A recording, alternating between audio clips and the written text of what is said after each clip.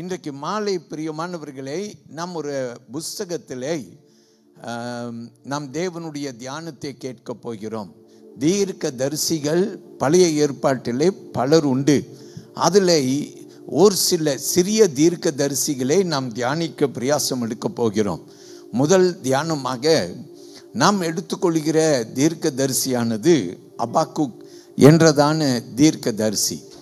இன்றைக்கு மாலை இந்த தீர்க்க தரிசியை குறித்து நாம் வேதத்திலே கற்றுக்கொள்ளப் போகிறோம். கர்த்தரும் நம்மோடு கூட இன்றைக்கு மாலை அவருடைய வார்த்தையிலே பேச போகிறார். தேவனுக்கு மகிமை செலுத்துவோம். எல்லோரும் உங்கள் கையில் Bible, pen, scale, notebook இப்படி எடுத்துக்கொள்ளும்படிக்கு உங்களை நான் கேட்கிறேன். ஜெபம் செய்யுங்கள். பாஸ்டர் ஜெபம் பண்ணியிருந்தாலும், துதி வீரர்கள் ஜெபித்திருந்தாலும், நீங்களாக ஜெபம் பண்ணுங்கள். கர்த்தர் நம்முடைய ஜெபத்தை கேட்பார். ஆண்டவரே என்னோடு கூட பேசும் என்று ஆண்டவரிடத்தில் விண்ணப்பம் செய்யுங்கள். அவர் திட்டமாய் பேசுவார். பிரியமானவர்களே, இன்றைக்கு மாலை தேவனுடைய வார்த்தையிலே அபக்குக் தீர்க்கதரிசியின் புஸ்தகத்தில் இருந்து நம்முடைய தியானத்தை நாம் கவனிக்க போகிறோம். முதலாவது இந்த புஸ்தகத்தில் ஒரு சில காரியங்கள். முதல், இந்த அபக்குக் புஸ்தகம் ஒரு சிறிய தீர்க்கதரிசியின் புஸ்தகம். இதற்கு ஒரே காரணமானது, இந்த புஸ்தகம் 3 அதிகாரம் படைத்த புஸ்தகமாய் இருக்கிறபடியினாலே இது சிறிய தீர்க்கதரிசி புஸ்தகத்தில் சேர்ந்ததாய் இருக்கிறது. இன்றைக்கு மாலை இந்த அபக்குக் என்று சொல்லப்பட்ட இந்த தீர்க்கதரிசி ஆண்டவரோடு கொண்ட ஒரு உறவாடலை குறித்து நாம் தியானிக்க போகிறோம். We are going to see from the book of Habakkuk, the minor prophet. Why is he called as the minor prophet? Because the book only contains 3 chapters. So minor prophet doesn't mean the prophet is not a popular prophet or a second class prophet, but the prophet comes among the minor prophet basically because his writings are just a little.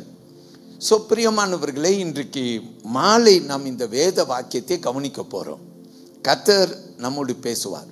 இது அபக்குக்குடைய ஒரு தேவனோடு கொண்ட உறவாடல். It is a conversation between Habakkuk and God. In this 3 chapter, Habakkuk was trying to understand God, grapple with life issues. ஆண்டவரை புரிந்து கொள்ள அபக்குக் பிரயாசம் எடுக்கிறார். அது மட்டுமல்லாமல் வாழ்க்கையின் பலவிதமான நெருக்கங்களையும் சூழ்நிலைகளையும் எண்ணி ஆண்டவரிடத்திலே பதிலுக்காக நிற்கிறார் இந்த அபக்குக் என்றதை நாம் இந்த வேத பகுதியிலே அறிந்து கொள்கிறோம். கர்த்தருக்கு மகிமை உண்டாகட்டும். ஒவ்வொரு வாரமும் இந்த ஆராதனையில் கலந்து கொள்ளுங்கள். கர்த்தர் இந்த அபக்குக் மூலமாய் நம்மிடத்திலே அவருடைய வார்த்தையை பேசட்டும் என்று நான் கர்த்தரை ஸ்தோத்திரிக்கிறேன். அபக்குக்கு இருக்கிற ஒரே பிரச்சனை என்னவென்றால், அவருடைய காலத்திலே அபக்குக் பார்க்கிறார், துன்மார்க்கர் அவர்களுடைய வாழ்க்கையிலே விருத்தி அடைந்து கொண்டே இருக்கிறார்கள், ஆசீர்வாதமாய் இருக்கிறார்கள்.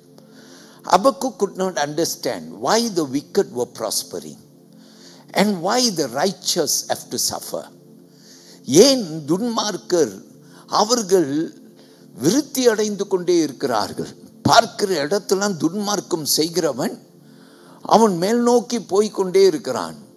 ஆனால் நீதிமானோ கஷ்டப்படுகிறான், துன்பப்படுகிறான்.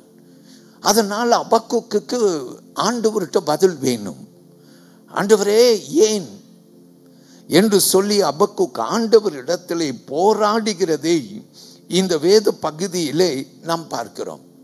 கர்த்தர் பெரியவர். நாமும் கூட இன்றைக்கு வாழ்கிற இந்த வாழ்க்கையிலே பல சூழ்நிலைகளை கடந்து போகிறோம். Even we today go through a lot of situations. Sometimes we wonder why Lord?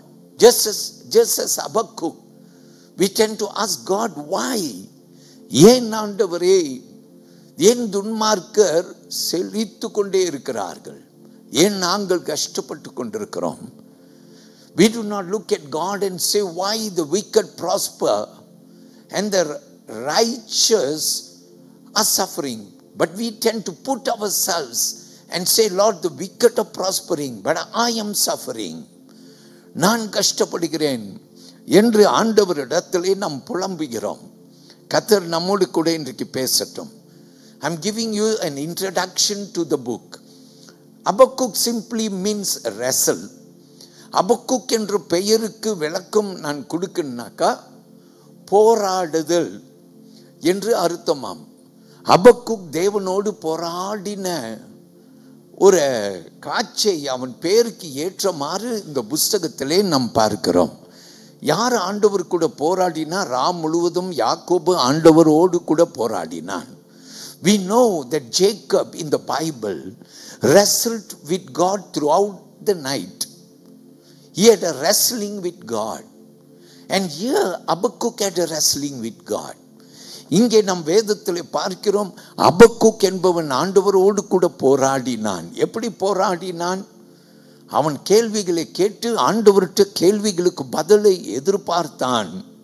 அல்லேலூயா, கர்த்தருக்கு மகிமை. Even we ask God question. நாமும் ஆண்டவர்கிட்ட கேள்வி கேட்கிறோம், விடைகளுக்கு காத்திருக்கிறோம். ஆண்டவர் விடைகளை கொடுக்கிற தேவனாகவே இருக்கிறார். Do you know that God answers our every questions? நம்முடைய ஒவ்வொரு கேள்விகளுக்கு அவர் பதில் கொடுக்கிற ஒரு தேவனாய் இருக்கிறார். ஒரு ஆமென் சொல்லுவோம். So தேவன் பெரியவர். நம் கேள்வி கேட்கலாம். We can ask question to God. We can put forth our question in a conversation like Habakkuk. ஆண்டவர் கூட உறவாடலாம். நாம் ஆண்டவர்கிட்ட கேட்கலாம், ஏன் ஆண்டவரே நான் இந்த கஷ்டப்படுகிறேன், ஏன் ஆண்டவரே எனக்கு இந்த துயரம். அருமையான தேவனுடைய பிள்ளைகளை, ஹபக்குக் தேவனோடு போராடினான். அவன் பேருக்கு ஏற்ற மாறி அவன் தேவனோடு கூட போராடினான் என்று சொல்லி நம் வேதத்தில் பார்க்கிறோம். We know God is good. வேதத்தில் நாம் அறிந்து கொள்கிறோம் ஆண்டவர் நல்லவர். நம்முடைய ஆலயத்திலே நம்முடைய பலிபீடத்தின் மேல் பகுதியிலே God is good என்று நாம் குறிப்பிட்டிருக்கிறோம். நம்முடைய ஆண்டவர் நிச்சயமாய் நல்லவர். Even before I will bring forth the teaching that we see in the book of Habakkuk, let us display some faith in our life. Let us say, Lord, you are good. I have my questions, but I know you are good. Amen. ஆண்டவர் நல்லவராகவே இருக்கிறார். எனக்கு கேள்விகள் இருக்குது, ஆனால் அவர் நிச்சயமாய் நல்லவர். நம்ம எல்லாரும் சொல்லுவோம் ஆமென். Hallelujah. But and then why the suffering? Why? ஏன் ஆண்டவரே இந்த போராட்டம்? நாம் சொல்லுவோமா? Hallelujah. கர்த்தருக்கு மகிமை உண்டாகட்டும். So Habakkuk had this difficulty. The wicked are prospering and the righteous are suffering. So he had this question and he asked God. In fact, not only Habakkuk, but there are so many other servants of God, even in the minor prophets, even in the major prophets, and elsewhere we see the servants of God grappling with this problem. Why? ஏன் ஆண்டவரே? ஆண்டவருடைய பிள்ளைகள் காலகாலமாய் ஆண்டவர்கிட்ட கேள்வி கேட்கிறார்கள். ஏன் ஆண்டவரே? நாம் சொல்லுவோமா? ஹல்லேலூயா. ஹபக்குக் புஸ்தகத்துக்கு அடுத்த புஸ்தகமானது செபனியா என்ற புஸ்தகம் நாம் பார்க்கிறோம். If you will just skip through the next book after Habakkuk, it is the book of Zephaniah. If you will come to chapter 1 and if you will come to verse 12, it reads like this. Look at what Zephaniah had to say. இந்த வேத வாக்கியத்திலே நான் வாசிக்கிறேன். I will read in English. And it shall come to pass at that time that I will search Jerusalem with lamps and punish the men who are settled in complacency, who say in their heart, the Lord will not do good, nor will he do evil. நாம் கேட்போம்.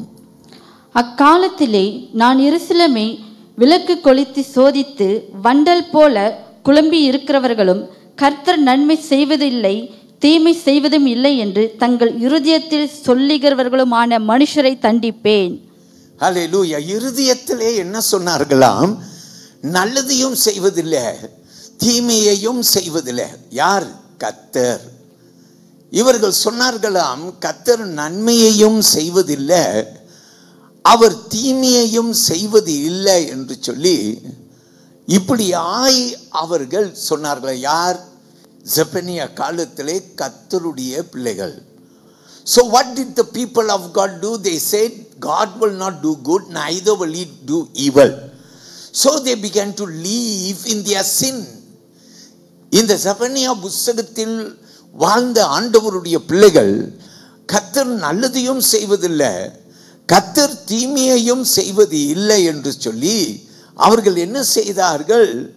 அவர்கள் தங்களுடைய பாவங்களிலே வாழ்ந்தார்கள் என்று சொல்லி நாம் அங்கு பார்க்கிறோம். Everyone was living in their sin because they say God will not do good, neither will he do good, do bad or evil. So it doesn't matter whether I do good or whether I do bad. So people began to live in their sin. அவர்கள் பாவங்களிலே வாழத் தொடங்கினார்கள். அருமையான தேவனுடைய பிள்ளைகளே, இன்றைக்கு நிறைய பேர் இப்படித்தான் வாழ்கிறார்கள். God doesn't bother, God doesn't care. இன்னைக்கு ரொம்ப பேர் இப்படித்தான் வாழ்றாங்க. ஆண்டவர் எங்க பார்க்கிறார்? ஆண்டவர் அவருக்கு நம்ம மேல அக்கறை இல்லை. அதனால நம் நிறைய பேர் ஆண்டவர் பயம் இல்லாத ஒரு வாழ்வு வாழ்ந்து கொண்டிருக்கிறோம். We are living in sin because we do not fear God. நம் தேவனுக்கு பயப்படுவது கிடையாது. பிரியமான தேவனுடைய பிள்ளைகளே, whether whoever you are, whether you are one who will fear God, whether you are one who will not fear God, but I want to tell you, Habakkuk feared God. Say amen. அருமையான தேவனுடைய பிள்ளைகளே, நீங்க ஆண்டவர் நல்லதை செய்ய மாட்டார், கெட்டதையும் செய்ய மாட்டார், அல்லது நல்லதையும் செய்வார் கெட்டதையும் செய்வார் என்று நீங்கள் சொல்லி நீங்கள் ஒருவேளை பாவத்தில் வாழ்ந்து கொண்டிருந்தால் அது நம்முடைய வாழ்வு. ஆனால் அபக்குக் என்ற ஒரு மனுஷன் இருந்தான். அவனோ தேவனுக்கு பயந்தவனாய் இருந்தான். அவன் ஆண்டவரிடத்தில் கேட்டான், ஆண்டவரே, தீமையில வாழ்கிறவன் அவன் செழித்து கொண்டிருக்கிறான், நீதியில வாழ்கிறவன் அவன் கஷ்டப்படுகிறான். அபக்குக் ஆண்டவர்கிட்ட கேள்வி கேட்டார். ஆனால் அபக்குக் பாவம் செய்யாது தேவனுக்கு பயந்திருந்தான். ஆமென். இதைத்தான் நாம் இந்த வேத வாக்கியத்திலே இன்றைக்கு நம்ம கற்றுக்கொள்கிறோம். தேவன் பெரியவர். நாம் சொல்லுவோம் அல்லேலூயா. கடைசியா இந்த அபக்குக் புஸ்தகத்திலே நான் சொல்ல விரும்புகிறது, அபக்குக் இந்த புஸ்தகத்தை ஆரம்பிக்கும் போது நிறைய கேள்விகளோடு குழப்பங்களோடு நிறைய அவன் அபக்குக்கு அவனுக்கு ஏன் துன்மார்க்கம் செய்கிறவர்கள் செழிக்கிறார்கள், ஏன் நீதிமான்கள் கஷ்டப்படுகிறார்கள் என்று ஒரு வேதனை அதை ஆண்டவரிடத்தில் கொண்டு வருகிறார். அல்லேலூயா. No matter what your trouble is, you must bring it to God. உங்களுக்கு என்ன வேதனையாக இருந்தாலும் அதை நீங்கள் யார்கிட்ட கொண்டு வரணும்? ஆண்டவர்கிட்ட கொண்டு வரணும். ஆமென். பிரியமானவர்களே, தேவனுக்கு மகிமை உண்டாகட்டும். கர்த்தர் பெரியவர். ஆண்டவர்கிட்ட கொண்டு வருகிறார் அபக்குக், தேவனுக்கு பயந்தவன். ஆனால் நீங்கள் பார்த்தீங்கன்னா ஆரம்பிக்கும் போது துயரத்திலே அபக்குக் ஆரம்பிக்கிறார். ஆனால் முடிக்கும் போது நீங்க பார்த்தீங்கன்னா இந்த புஸ்தகத்தை நாம் தியானித்து முடிக்கும் போது அபக்குக் துயரத்திலே ஆரம்பித்தாலும் முடிவு எப்படி இருக்குதுனாக்கா, அபக்குக் தேவனை தொழுது கொண்டு அபக்குக் அந்த புஸ்தகத்தை முடிக்கிறதை பார்க்கிறோம். ஆமென். Hallelujah. Something for us to ponder upon. While Habakkuk was worried and troubled at looking at the condition or the crisis all around him, but yet when he closes the book, he closes with worship to God. Say amen. Hallelujah. கர்த்தர் பெரியவர். அவன் தேவன் மேல நம்பிக்கை கொண்டவனாக இந்த வேத புஸ்தகத்தில் அபக்குக் ஒரு முடிவுக்கு கொண்டு வருகிறதை பார்க்கிறோம். இதுதான் நான் உங்களுக்கு கொடுக்க விரும்புகிற ஒரு முன்னுரை. இப்போ நான் என்ன செய்யலான்னு பார்க்குறேன்னா, என்னோடு கூட வாருங்கள். அபக்குக் புஸ்தகத்திலே 1ஆம் அதிகாரத்தை எடுத்துக்கொள்ளுங்கள். இந்த 1ஆம் அதிகாரத்திலே நமக்கு எத்தனை வசனங்கள் இருக்கிறது? 17 வசனங்கள் நமக்கு அடங்கி உள்ள புஸ்தகம் என்று நாம் அறிகிறோம். நாம் எல்லாரும் சொல்லுவோம் அல்லேலூயா. இந்த புஸ்தகத்திலே 17 வசனங்கள் அடங்கி இருக்கிறது. நீங்க இந்த புஸ்தகத்தை பல ரூபத்திலே நீங்க பார்க்கலாம். You can look at this book which has got only 3 chapters in many angle, in many ways. நிறைய வகையில் இந்த புஸ்தகத்தை நாம் பார்க்கலாம்.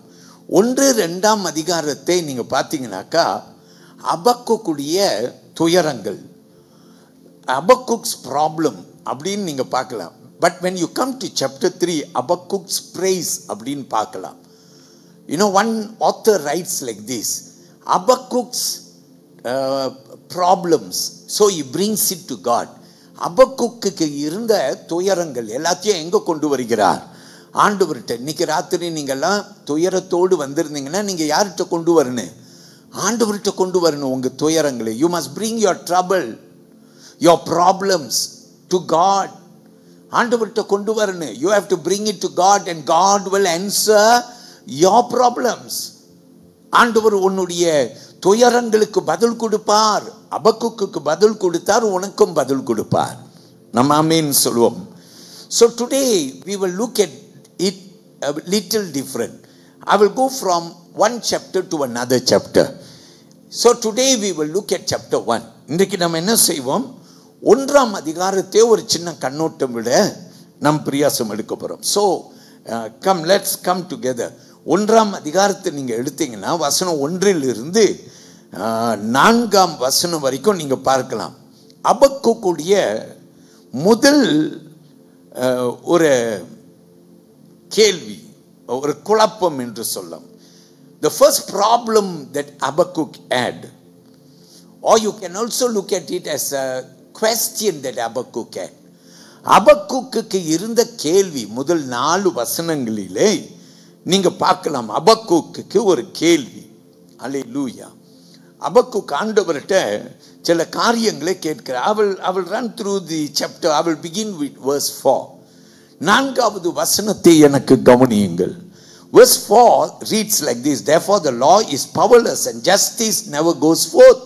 For the wicked surround the righteous, therefore perverse judgment proceeds. கேட்போம். ஆகையால் நியாயப்பிரமாண பலனற்றதாகி நியாயம் ஒருபோதும் செல்லாமற் போகிறது. துன்மார்க்கன் நீதிமானை வளைந்து கொள்ளுகிறான், ஆதலால் நியாயம் புரட்டப்படுகிறது. நம்ம எல்லாரும் சொல்லுவோம் அல்லேலூயா. இந்த 4 வசனத்திலே அபக்குக்கு நிறைய ஒரு ஆண்டவர்கிட்ட கேள்விகள் உண்டாகிறதை பார்க்கிறோம். என்ன கேள்வினா பாவம், அது மட்டும் இல்லாமல் மனிதன் செய்கிற பொல்லாங்கு. Habakkuk had this problem of sin, and he also was grappling with the problem of wickedness, and it was all troubling him. இதெல்லாம் அபக்குக்கு ஒரு பெரிய ஒரு கேள்வி என்று நாம் பார்க்கிறோம். இந்த 4வது வசனத்திலே நீங்க பார்த்தீங்கன்னாக்கா, நீதிமன்றத்தில் வரக்கூடிய நீதிமன்றம் நீங்க பார்த்தீங்கன்னாக்கா, ஆண்டவர் நம்முடைய நீதிபதி. ஆமென். God is our judge. Praise be to God. நம்ம எப்போது சொல்லுவோம், Lord you judge me. நம்ம சொல்லுவோம், we will tell, or we will utter saying the Lord himself is my judge. ஆண்டவர் எனக்கு நீதியை சரி கட்டுவார். நாம் சொல்லுவோம், நம்முடைய ஆண்டவர் யாரு? நீதிபதி. ஆமென். ஏன் இப்படி நம்ம பேசுவோம்? ஏன்னா நீதிபதி என்ன செய்வார்? What will a judge do? He will give you justice. நீதிபதி என்ன செய்வார்னாக்கா, நீதியை ஸ்தாபிப்பார். அதனால தான் நமக்கு வழக்காடுவதற்கு ஒரு நீதிபதி தேவை. That is why we need a judge. A judge who will give us justice. Shall we say amen? So in verse 4, 4வது வசனத்தை நீங்க பார்த்தீங்கன்னாக்கா, he talks about perverse judgment. நாம் பார்க்கிறோம், நீதிபதி நீதியை சரி கட்டல, ஆனா துன்மார்க்கத்தை சரி கட்டுகிறதை பார்க்கிறோம். ஸோ அபக்குக்கு இது ஒரு பெரிய கேள்வி. அல்லேலூயா. ஸோ இது ஒரு பெரிய கேள்வி. why Lord? ஏன் என்று சொல்லி அபக்குக் கேட்கிற ஒரு சூழ்நிலையை நாம் பார்க்கிறோம். நாம் சொல்லுவோம் அல்லேலூயா, அல்லேலூயா, ஆண்டவருக்கு ஸ்தோத்திரம். in Habakkuk's time nobody was actually following the law of the Lord. யாரும் ஆண்டவருடைய வார்த்தையை கட்டளைகளை கை கொள்ளவில்லை. அவன் சித்தப்படி செய்தான். அதனால அபக்குக் ஆண்டவர்கிட்ட புலம்புகிறார், நீதிபதி கூட நீதி செய்யவில்லையே. Even a judge was not giving justice. So Habakkuk had a lot of these problems. Look at verse 2. இரண்டாவது வசனத்தை கவனிங்க. O Lord, how long shall I cry and you will not hear? Even cry out to you violence and you will not save. கவனித்து பாருங்கள். கர்த்தாவே, நான் எதுவரைக்கும் உம்மை நோக்கி கூப்பிடுவேன், நீர் கேளாமல் இருக்கிறீரே. கொடுமை நிமித்தம் நான் எதுவரைக்கும் உம்மை நோக்கி கூப்பிடுவேன், நீர் ரட்சியாமல் இருக்கிறீரே. எல்லாரும் சொல்லுங்க ஆமென்.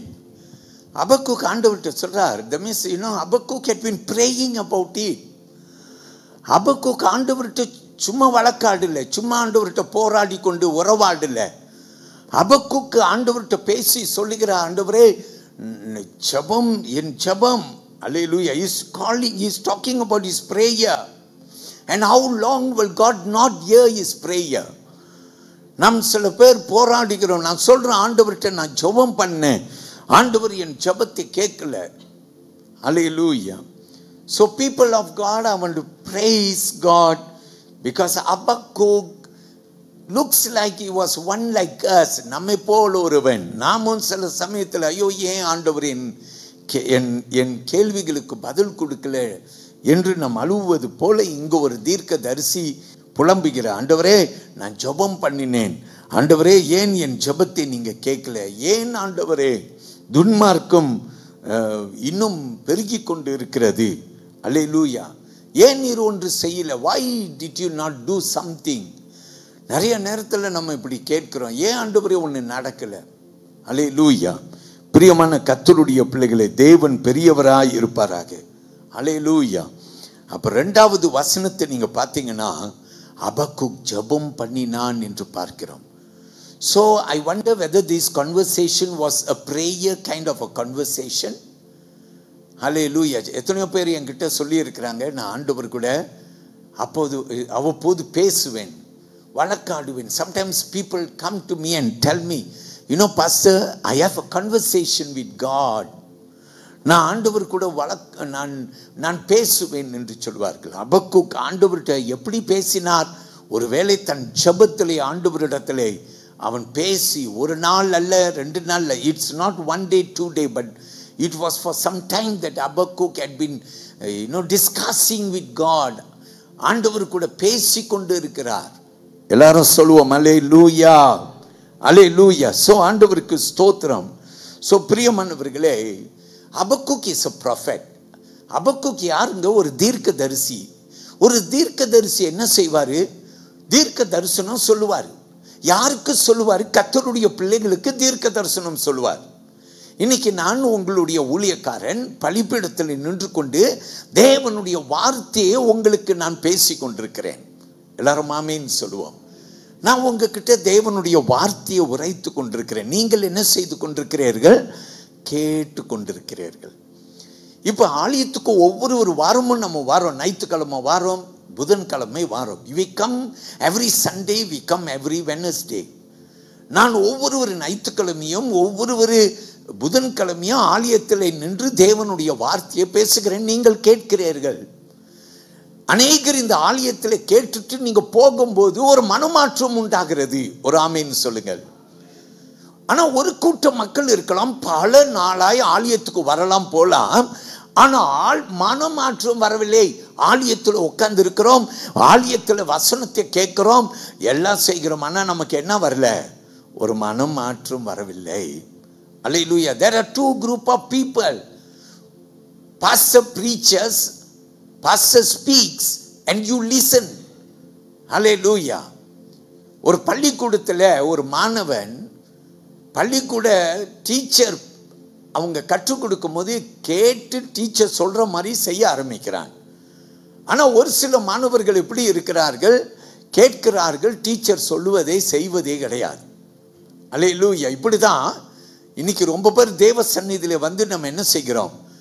சத்தியத்தை கேட்கிறோம், கேட்கிறதோடு விட்டுறோம். அதுக்கு மேல நம்ம போய் அதுபடி நடக்கணும்னு நம்ம நினைப்பதே கிடையாது.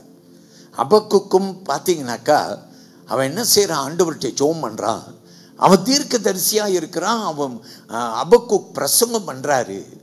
ஆனா கேட்போர் இல்லை. மாற்றங்கள் இல்லை. அபக்குக் only sees unrighteousness. நீதியற்ற வாழ்க்கை. பிரசங்கம் பண்றாரு, யாரும் கேட்கல, மாற்றம் வரல, சேஞ்ச் இல்லை. அல்லேலூயா. சோ பிரியமான தேவனுடைய பிள்ளைகளே, ஆண்டவருக்கு மகிமை உண்டாகட்டும். உங்களுக்கு ஞாபகம் இருக்கா, எலியா தீர்க்கதரிசி ஜனங்களோடு கூட போராடினான். எங்கே? கார்மேல் மலையில. அல்லேலூயா. நீங்க யாரை சேவிப்பீர்கள்? ஒரு தீர்மானம் பண்ணுங்க. ஜனங்க எல்லாம் அமைதியா இருந்தாங்க, யாருமே பதில் கொடுக்கல. எப்ப தெரியுமா எல்லாரும் பதில் கொடுத்தாங்க? வானத்தில் இருந்து அக்கினி கீழே இறங்கினதை பார்த்த பிற்பாடு எல்லாரும் கர்த்தரே தெய்வம், கர்த்தரே தெய்வம், கர்த்தரே தெய்வம் என்று உரைத்தார்கள். அருமையான தேவனுடைய பிள்ளை, இன்னைக்கு நீ ஆலயத்துக்கு வந்திருக்கிறாய். ஆண்டவர் இன்னைக்கு அபக்குக்கு போல உன் கூட அவருடைய வார்த்தையை பேசி கொண்டிருக்கிறார்.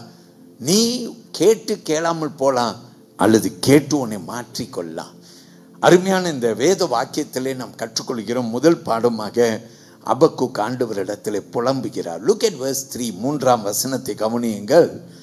Why do you show me iniquity and cause me to see trouble? For plundering and violence are before me. There is strife and contention arises. நீர் எனக்கு அக்கிரமத்தை காண்பித்து என்னை தீவனே பார்க்க பண்ணுகிறது என்ன? கொள்ளையும் கொடுமையும் எனக்கு எதிரே நிற்கிறது, வழக்கையும் வாதையும் எழுப்புகிறவர்கள் உண்டு.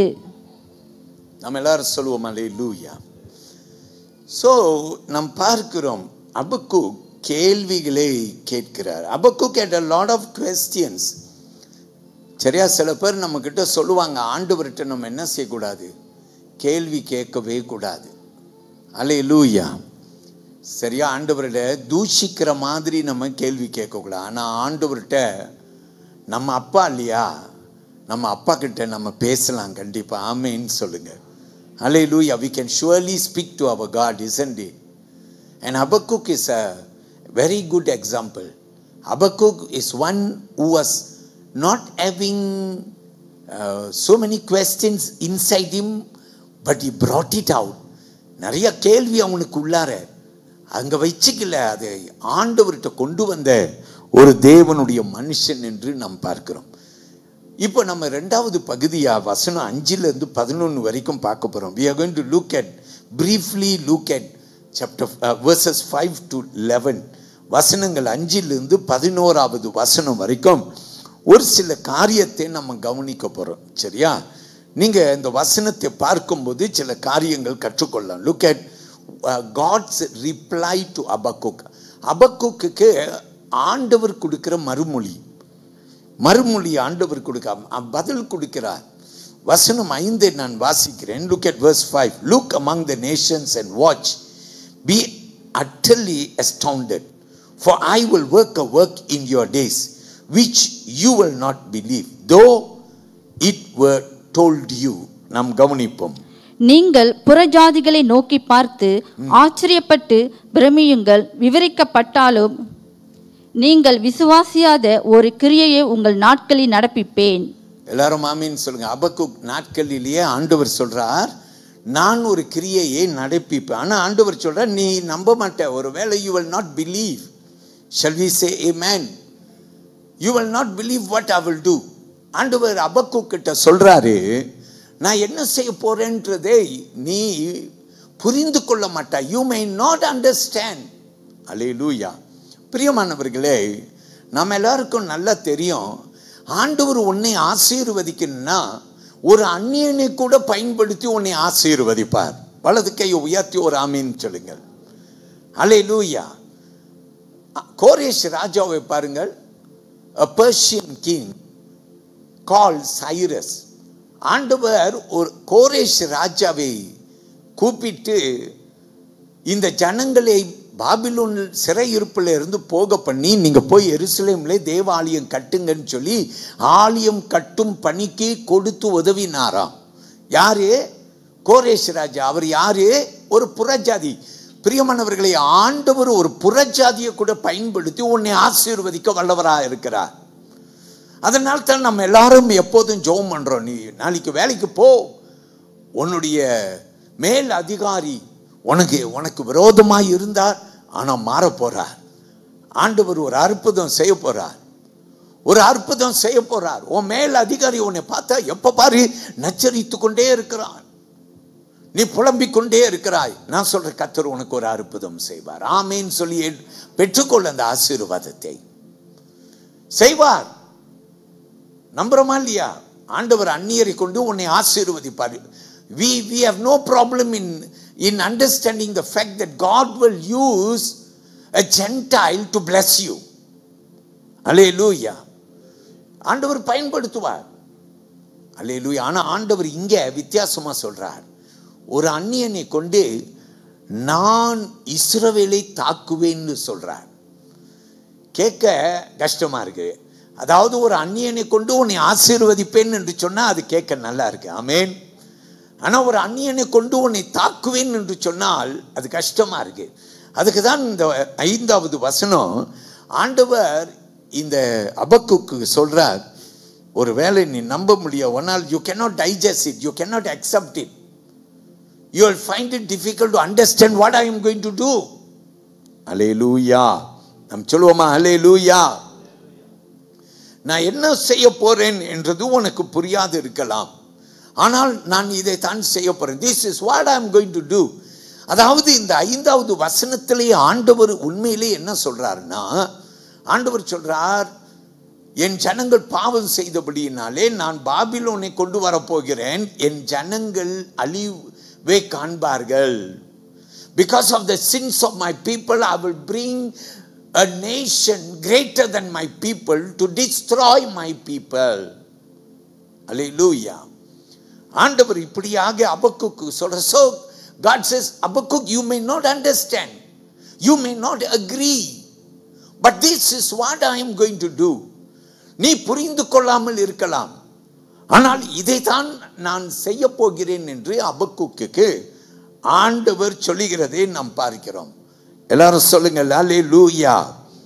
கர்த்தருக்கு ஸ்தோத்திரம்.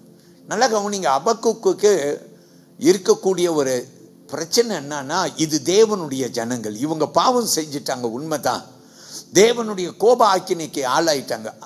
Habakkuk is trying to understand, these are people of God. Yes, they have sinned and made God angry, or the wrath of God is coming upon them, but that's true. But look at Babylon, it is a greater enemy. பாபிலோனை பாருங்க, இது ஜனங்கள் பாவம் செய்தார்கள். நம்ம எல்லாம் ஆண்டவருடைய பிள்ளைகள், நம்ம எல்லாரும் பாவம் செய்தோம், ஆண்டவர் கோபமாக இருக்கிறார் நம்ம மேல, உண்மைதான். ஆனா அபக்குக்கால ஏன் என்ன புரிந்து கொள்ள முடியலன்னா, ஆண்டவரே உம்முடைய ஜனங்களை பார்க்கிறோம், பாபிலோன் கொடுமையானவர்கள், பாவிகள். அல்லேலூயா. அதனால அபக்குக் சொல்றாரு, ஆண்டவரே உம் ஜனங்கள் பாவிகள் தான், உம் ஜனங்கள் ஆண்டவரே உம்மை கோபப்படுத்தினது உண்மைதான், ஆனாலும் உம்முடைய ஜனங்கள் இல்லையா ஆண்டவரே, இவர்களே இன்னொரு ஒரு கொடூரமான ஒரு தேசத்தை கொண்டு உம் ஜனங்களை நியாயம் விசாரிக்க போகிறேன். How is it? Your people are surely better. Your people are better than the Babylonians. And how come you are going to judge? So ஆண்டவர் அபக்குக் கிட்ட சொல்றாரு, அபக்குக், you may not understand. அல்லேலூயா. எல்லாரும் சொல்லுவோம் அல்லேலூயா, அல்லேலூயா. பாவிகள் தான், ஆனாலும் பிரியமானவர்களே, ஏன் உம்முடைய ஜனங்களை இன்னொரு பாவம் நிறைந்த தேசத்தை கொண்டு நீர் கண்டிக்க வேண்டும் என்று நாம் பார்க்கிறோம். வசனம் 11க்கு வாருங்கள். Come to verse 11. Then his mind changes and he transgresses, he commits offense, imputing this power to his God. நாம் கேட்போம். அப்பொழுது அவனுடைய மனம் மாற அவன் தன் பலன் தன் தேவனாலே உண்டானதென்று சொல்லி மிஞ்சி போய் குற்றவாளியாவான். ஹல்லேலூயா. இதை யாரை குறித்து பேசுகிறது? பாபிலோனை குறித்து பேசுகிறது. நாம் சொல்லுவோம் அல்லேலூயா. So it speaks about Babylon. But yet I want to tell you, God says, no matter how wicked the people are, but I am going to use Babylon to teach Israel. Hallelujah. இஸ்ரவேலை நான் தாக்குவதை குறித்து ஆண்டவர் இந்த வேத வாக்கியத்திலே அவர் பேசுகிற ஒரு வார்த்தையை நாம் பார்க்கிறோம். பிரியமானவர்களே, தேவன் பெரியவராயிருப்பாராக. நம்ம எல்லாரும் சொல்லுவோம் அல்லேலூயா. So it's difficult for us to understand, but God says this is what I'm going to do. வசனம் 6க்கு வாருங்கள். 6ஆம் வசனத்திலே வசனம் சொல்லுகிறது, for indeed I am raising up the Chaldeans, which simply means Babylon, a bitter and hasty nation which marches through the breadth of the earth to possess dwelling places that are not theirs. கவனியுங்கள். So God is giving a description of Babylon. Though they are so wicked, but God says, I am going to use them to bring destruction to my people. கவனியுங்கள். இதோ நான் கல்தேயர் என்னும் கொடிதும் வேகமுமான ஜாதியரை எழுப்புவேன். அவர்கள் தங்களுடையதல்லாத வாசஸ்தலங்களை கட்டிக்கொள்ள தேசத்தின் விசாலங்களில் நடந்து வருவார்கள். நம்ம எல்லாரும் சொல்லுவோம் அல்லேலூயா. இவர்கள் நடந்து வருவார்கள். Then look at verse 7. They are terrible and dreadful. Their judgment and their dignity proceeds from themselves. Their horses are also swifter than leopards and more fierce than evening wolves. Their chargers charge ahead. Their cavalry comes from afar. They fly as the eagle that hasten to eat. வாசிங்க, அப்படியே ஒரு 2 வசனத்தை வாசியுங்கள். அவர்கள் கெடியும் பயங்கரமானவர்கள். அவர்களுடைய நியாயமும் அவர்களுடைய மேன்மையும் அவர்களாயே உண்டாகும். அவர்களுடைய குதிரைகள் சிவிங்கிகளும் வேகமும் சாயங்காலத்தில் திரிகிற ஓநாய்களிலும் தீவிரமாயும் இருக்கும். அவர்களுடைய குதிரை வீரர் பரவுவார்கள். அவர்களுடைய குதிரை வீரர் தூரத்திலிருந்து வருவார்கள். இறைக்கு தீ விரிக்கிற கழுகுகளைப் போல் பறந்து வருவார்கள். எல்லாரும் சொல்லுவோம் அல்லேலூயா. பிரியமானவர்களே, நாம் இன்னைக்கு ஆலயத்துக்கு வந்திருக்கிறோம். நாம் ஜெபம் பண்ணுறோம். நம்ம என்ன எதிர்பார்ப்போம்? ஆண்டவர் நாம் செய்த ஜெபத்திற்கு நாம் கேட்டபடி பதில் கொடுக்கணும்னு விரும்புவோம் இல்லையா? அல்லேலூயா. You know, just our prayers, we pray to God and we expect answers according to our prayer. But sometimes God gives a different answer. Shall we say amen? சில சமயத்தில் ஆண்டவர் நம்முடைய கேள்விகளுக்கு பதில் கொடுக்கிறார், ஆனால் வித்தியாசமாய் பதில் கொடுக்கிறார். அபக்குக் ஆண்டவர்கிட்ட ஜெபம் பண்றார், ஆண்டவரே ஏன் துன்மார்க்கத்தில் அவன் செழித்து கொண்டிருக்கிறான், ஏன் நீதியாய் செய்கிறவர்கள் கஷ்டப்படுகிறார்கள். அல்லேலூயா. ஆண்டவர் சொல்லுகிறார், நான் நியாயம் தீர்ப்பேன். அல்லேலூயா. I will judge. God says I will judge. Look at Babylon. Yes, they are strong. ஆண்டவர் அதை வர்ணிக்கிறார். அல்லேலூயா. அவர்களுடைய பலத்தை வர்ணிக்கிறார். அல்லேலூயா. ஆனால் பிரியமானவர்களே, பாபிலோன் சிறந்த ஒரு தேசமாய் இருக்கலாம். அவர்களுடைய பலன் இந்த பூமியின் பலன்.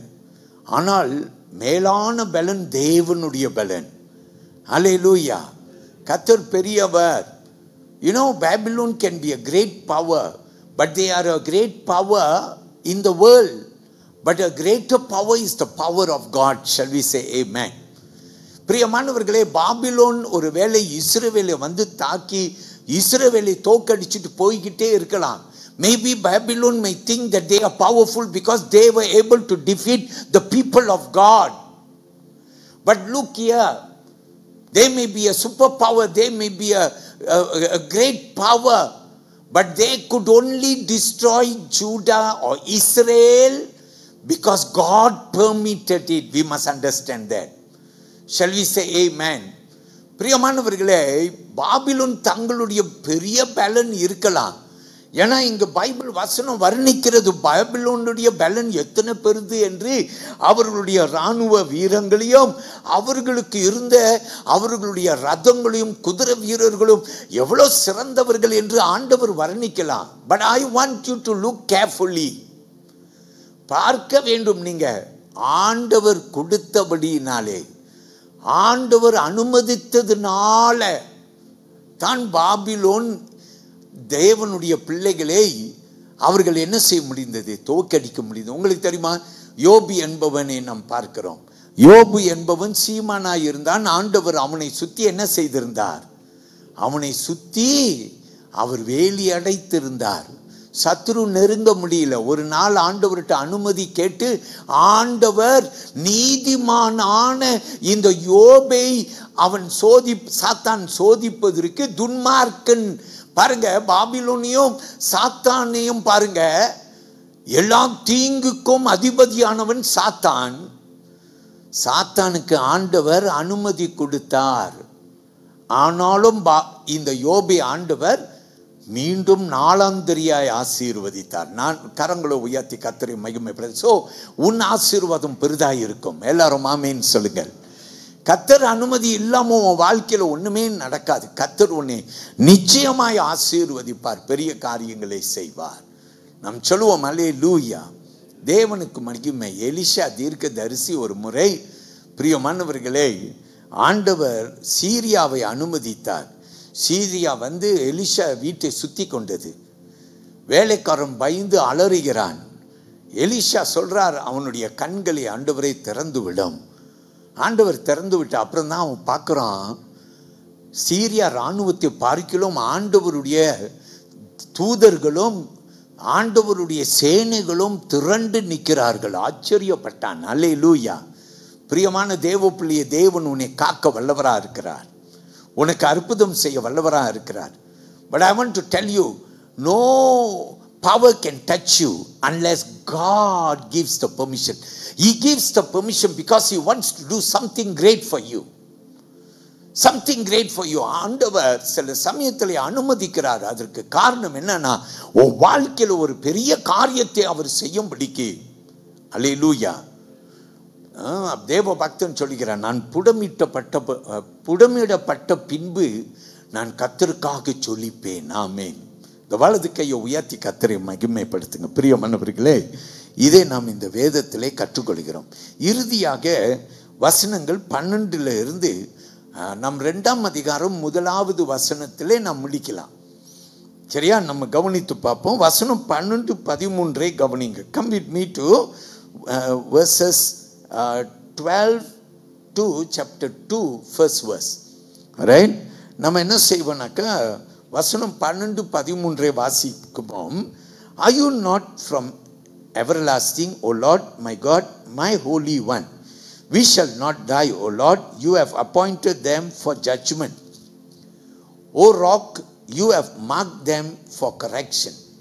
You are of purer eyes than to behold evil, and cannot look at wickedness. Why do you look on those who deal treacherously, and hold your tongue when the wicked divorce? One might more righteous than he. நாம் கேட்போம். கர்த்தாவே, நீர் பூர்வ காலம் முதல் என் தேவனும் என் பரிசுத்தரமானவர் அல்லவா? நாங்கள் சாவதில்லை. கர்த்தாவே, நியாய தீர்ப்பு செய்ய அவனை வைத்தீர்.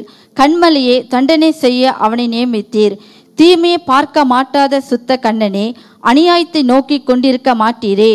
பின்னை துரோகிகளை நீர் நோக்கி கொண்டிருக்கிறதென்ன? துன்மார்க்கன் தன்னை பார்க்கிலும் நீதிமானை விழுங்கும் போது நீர் மௌனமாய் இருக்கிறதென்ன? ஹல்லேலூயா. கர்த்தர் பெரியவர். பிரியமானவர்களே, இந்த வசனத்தை நீங்க பார்த்தீங்கன்னாக்கா, ஆண்டவர் இஸ்ரவேலை பாபிலோன் கைக்கு ஒப்பு கொடுக்கிறார். ஆனா அபக்குக்கு ஒரு 2வது கேள்வி இந்த வசனம் 12 இருந்து வருகிறது. ஆனா அபக்குக்கு நீங்க பார்த்தீங்கன்னாக்கா, ஆண்டவர் இந்த பாபிலோனை கொண்டு இஸ்ரவேலை நியாயம் விசாரித்தாலும் அபக்குக்கு ஒன்று தெரியும், கர்த்தர் நீதிமானை அவர் கைவிட மாட்டார். கொஞ்ச காலம் கொஞ்சம் உபத்திரம். ஃபாதர் பர்க்மன்ஸ் பாடின, கொஞ்ச காலம் இந்த பூமியிலே, கொஞ்ச காலம் இந்த பூமியிலே, இயேசுவுக்காய் சுவிசேஷத்திற்காய். ஃபாதர் பர்க்மன்ஸ் பாடின கொஞ்ச காலம். பிரியமானவர்களே, இந்த பூமியில் நம்ம வாழ்கிறோம், அது இயேசுவுக்காக. துன்பப்படுறோம், ஆனால் அது கொஞ்ச காலம்தான். அல்லேலூயா. அபக்குக்கு நல்லா தெரியும், ஆண்டவர் அவருடைய பிள்ளைகளை அவர் சிட்சிப்பார், ஆனால் காயம் கட்டுவார். அல்லேலூயா. ஆண்டவர் அவர் சிட்சிப்பார், ஆனால் அவர் காயம் கட்டுவார். ஆமீன் சொல்லுங்க. That is why even when Habakkuk knew prophetically that God is going to bring Babylon to judge Israel, yet Habakkuk believed in God because he believed that our God is a God of promise. நம்முடைய ஆண்டவர் உடன்படிக்கையின் தேவன், வாக்கு கொடுத்தவர், அவர் வாக்கு மாற மாட்டார். இஸ்ரவேலின் தேவன் நேற்றும் இன்றும் என்றும் மாறாதவர், மாறவே மாட்டார். அவர் அன்பு உள்ளவர், அவர் உன்னை நேசிக்கிறார், உன்னை கைவிட மாட்டேன்னு சொல்லிட்டார். அப்புறம் கைவிடுவாரா? உன்னை கைவிட மாட்டார். ஸோ ஹபக்குக்கு தெரியும் ஆண்டவர் தம் ஜனங்களை கைவிட மாட்டார். அல்லேலூயா. துன்பம் வரலாம், பாடு வரலாம், அதெல்லாம் கொஞ்ச காலம். எல்லாம் ஆமீன் சொல்லுங்க. எல்லாம் மாறி போகும், எல்லாம் மாறி போகும். So I want to tell you the third part of these verses, மூன்றாவது பகுதி, ஹபக்குக் ஆண்டவருக்கு கொடுக்கிற மறுமொழி. இதை தான் நாம் பார்க்கிறோம். ஹபக்குக் என்ன செய்கிறார்? ஆண்டவர் அவர் நியாயம் தீர்ப்பார், ஆனால் ஆண்டவர் ஒரு நாளும் திக்கற்றவர்களாய் நம்மை விடார். அவர் பிள்ளைகளை ஒரு நாளும் கர்த்தர் கைவிட மாட்டார். எத்தனை பேர் வாழ்க்கையில் எத்தனையோ பாடுகளை அனுபவித்திருக்கிறீர்கள், ஆனால் கர்த்தர் உங்களை அவர் விட்டதே கிடையாது. அவர் உன்னை நேசிக்கிறார். If there's anyone in the church you feel like God has abandoned you, but I want to tell you, no, He loves you. He has got a purpose for you. உன் வாழ்க்கையிலே அவருக்கு ஒரு நோக்கம் உண்டு. அவர் உனக்கு நிச்சயமாய் ஒரு அற்புதம் அவர் செய்வார். எல்லாரும் ஒரு அல்லேலூயா சொல்லுவோம். ஹல்லேலூயா. கர்த்தருக்கு மகிமை. அல்லேலூயா. ஸோ தேவனை நாம் உயர்த்துவோம். Look at verse 14. Why do you make men like fish of the sea, like creeping things that have no ruler over them? கவனித்து பார்ப்போம். மனுஷரை சமுத்திரத்து மச்சங்களுக்கும் அதிகாரி இல்லாத ஊர்வனவற்றிற்கும் சமானமாக்குகிறது என்ன? இந்த யோபு இந்த வேத வாக்கியங்களிலே இப்படியாக உதாரணங்களை குறித்து பேசுகிறார். மீன்களை குறித்து பேசுகிறார். 15வது வசனத்தில் வலைகளை குறித்து பேசுகிறார், தூண்டிகளை குறித்து பேசுகிறார். நாம் சொல்லுவோம் அல்லேலூயா. ஆனாலும் ஹபக்குக் பிரியமானவர்களே, அவர் முடிக்க வரும்போது அவர் பேசும் வார்த்தைகளை கேட்போம். Look at verses 16 onwards. Therefore they sacrifice to their net and burn incense to their dragnet, because by them their share is sumptuous and their food plenteous. Shall they therefore empty their net and continue to slay nations without pity? Then Habakkuk goes on to say, I will stand my watch and set myself on the rampart and watch to see what he will say to me and what I will answer when I am reproved. வசனம் ஒன்றே வாசிங்கள். 2ஆம் அதிகாரத்தில் 1வது வசனம். நான் என் காவலிலே தரித்து அரணிலே நிலை கொண்டிருந்து அவர் எனக்கு என்ன சொல்லுவார் என்றும் அவர் என்னை கண்டிக்கும் போது நான் என்ன உத்தரவு சொல்லுவேன் என்றும் கவனித்து பார்ப்பேன் என்றேன். நாம் எல்லாரும் சொல்லுவோம் அல்லேலூயா. அந்த வசனத்தை மறுபடியும் கவனிங்கள். I will stand my watch and set myself on the rampart and watch to see what he will say to me and that I will answer when I am reproved. Shall we say amen? பிரியமானவர்களே, இந்த ஹபக்குக் தேவனிடத்திலே அவன் காத்திருக்கிற ஒரு அனுபவம். Wait upon God. If you are a troubled person today, wait upon God. See what God is going to do for you. கர்த்தருக்குள்ளார காத்திரு. அவர் உனக்கு என்ன செய்வார் என்று பார். அவர் உன்னை ஒரு நாளும் கைவிடவே மாட்டார். நாம் எல்லாரும் சொல்லுவோமா அல்லேலூயா. கர்த்தர் அவருடைய பிள்ளைகளை நேசிக்கிறார். எல்லாரும் சொல்லுங்க ஆமென். பிரியமானவர்களே, அடுத்த வாரம் ஒரு தொடர்ச்சியை நாம் கவனிக்க போகிறோம். தேவன் உன்னையும் என்னையும் ஆசீர்வதிப்பாராக. நான் முடிக்கும் போது நான் உங்க கூட பேசுகிறது, ஹபக்குக் ஆண்டவர்கிட்ட கேள்வி கேட்டார். 4 வசனங்கள். வசனம் 5லிருந்து 11 வரைக்கும் ஆண்டவர் ஹபக்குக்கு பதில் கொடுக்கிறார். அவன் எதிர்பார்த்தது போல் அல்ல. ஆண்டவர் கொடுத்த பதில் பயங்கரமாய் இருக்கிறது. ஆனால் ஹபக்குக்கை நாம் பார்க்கிறோம், அவன் தேவ நம்பிக்கையை இழந்து போகல, அவன் விசுவாசம் பலத்தான் பட்டது. ஆமென். பிரியமானவர்களே, தேவன் பெரியவர். நீ என்ன கடந்து போனாலும், ஆண்டவரே இதெல்லாம் கடந்து போற, நீ கவலையப்படாதே. என கர்த்தர் உனக்கு ஒரு பெரிய பதில் வைத்திருக்கிறார். வேதம் சொல்லுகிறது, அவர் உன்னை வாளாக்க மாட்டார், உன்னை தலையாக்குவார். அவர் உன்னை கீழாக்க மாட்டார், உன்னை மேலாக்குவார். நம்ம எல்லாரும் சொல்லுவோமா அல்லேலூயா. அவர் நிச்சயமா உன்னை உயர்விலே நடத்துவார். எல்லாரும் தேவ சந்நிதியில் எழுந்து நிற்போம். கர்த்தர் நம்மை ஆசீர்வதிப்பாராக. Praise the Lord.